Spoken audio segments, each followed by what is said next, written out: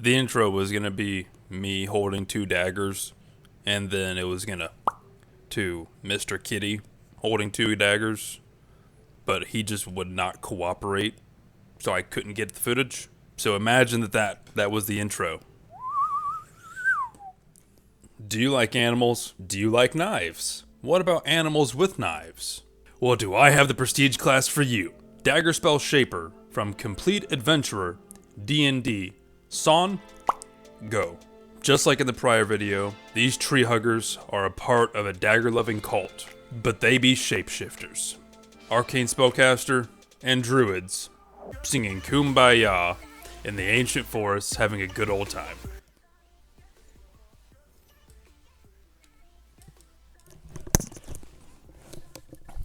Hola.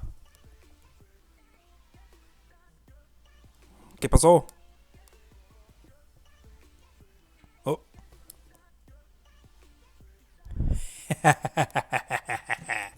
Works every time. If you can hear my baby crying in the background, it's because he doesn't want to go to sleep and it's his nap time. The Daggerspell Shaper is a bit more forgiving in its options for how to get into it. It's almost completely identical to Daggerspell Mage, except you can have plus 1d6 sneak attack or plus 1d6 skirmish as an ability. Then you need to have the wild shape ability. You also need the feats, weapon focused dagger, and 2-weapon fighting, 8 ranks in concentration, and you can't be an evil person. No baddies allowed. You have a d6 for health, 6 plus intelligence for skills, and nothing else. No proficiencies for you. Same base attack and saves. Man, this prestige is pretty copy and paste. I mean, it makes sense, but they are so similar. It's a lot like how I make homebrew stuff. Take an existing prestige, steal something from another prestige to ensure it's balanced, and then tweak. So that's how I'm going to do this video. Let's see if anyone notices. At level 1, you gain the ability Dagger Cast. This allows you to cast spells while holding daggers, in both hands even. You can also deliver touch attack spells with a normal attack made from daggers, but you can't throw your dagger to cast these spells, so no cheesing out or range Rusting Grasp with this ability.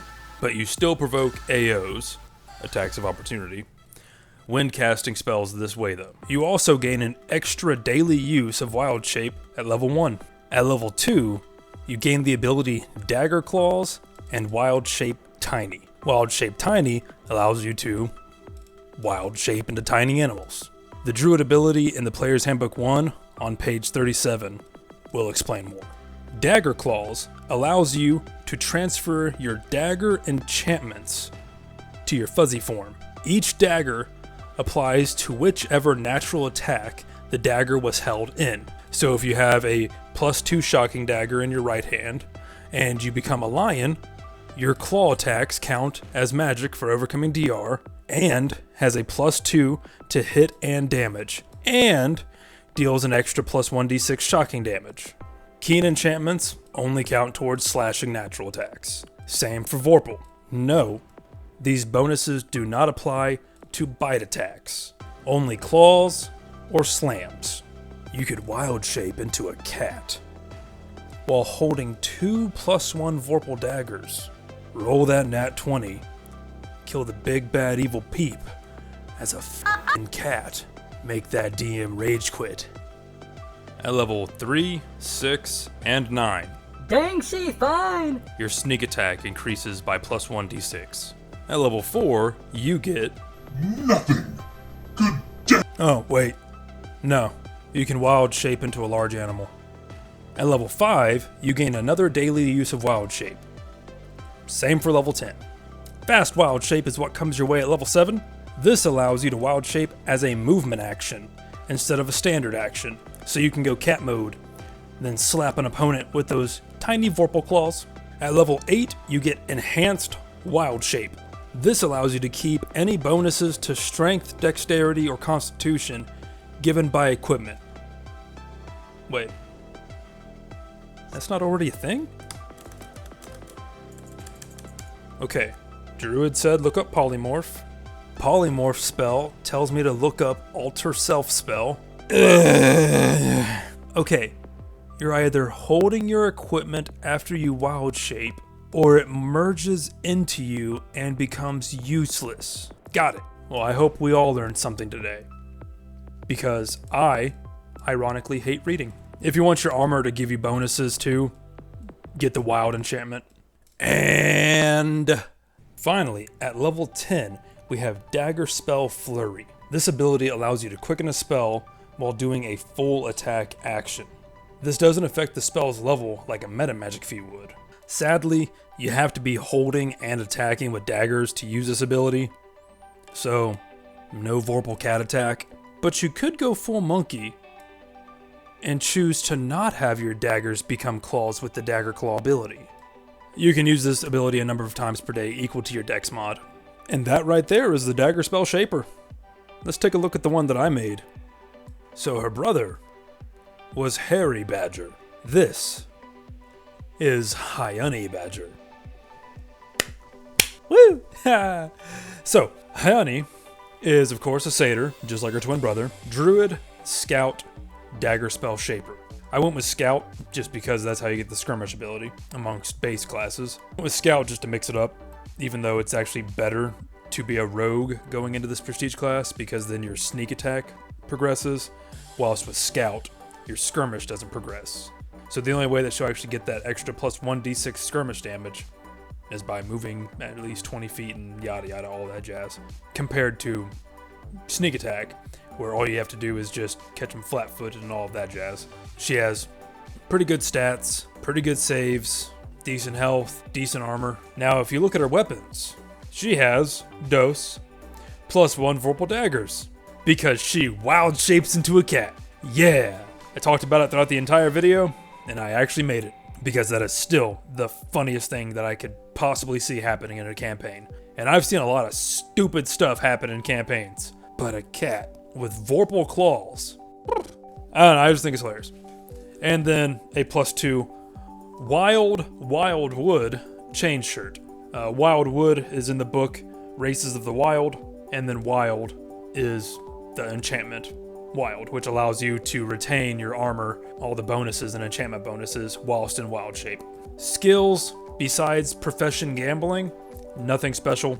She knows how to make traps. Cool. Everything else is pretty much Druid 101 for the most part. Feats, nothing special, but I did give her the meta magic feat Silent Spell. She mainly uses this whilst in her wild shape. If you are in a wild shape that doesn't have the capability of speaking, which, unless you can transform into magical beasts, is none of them really, she has to cast her spells with non-verbal components, hence using Silent Spell. Abilities. Her animal companion is an eagle. Now what she normally does is she stays in her cat form because she is able to stay wild shaped for 10 hours.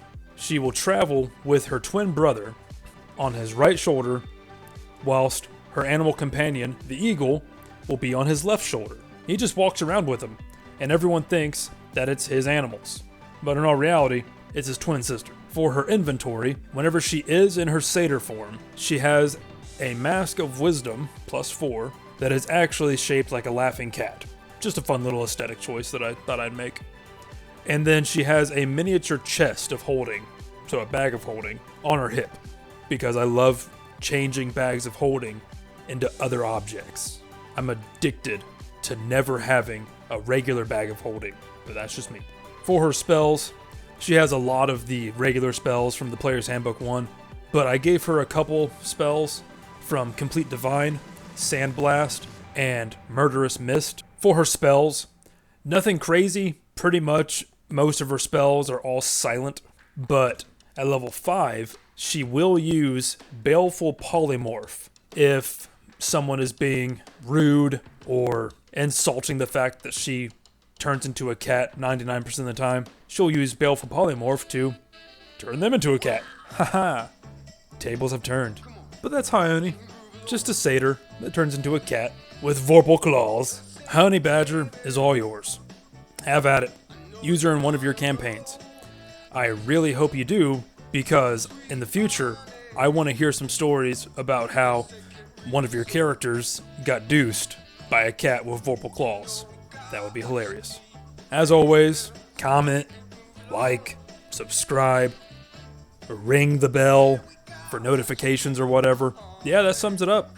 Y'all have a good day, and you stay classy, Dice Demons.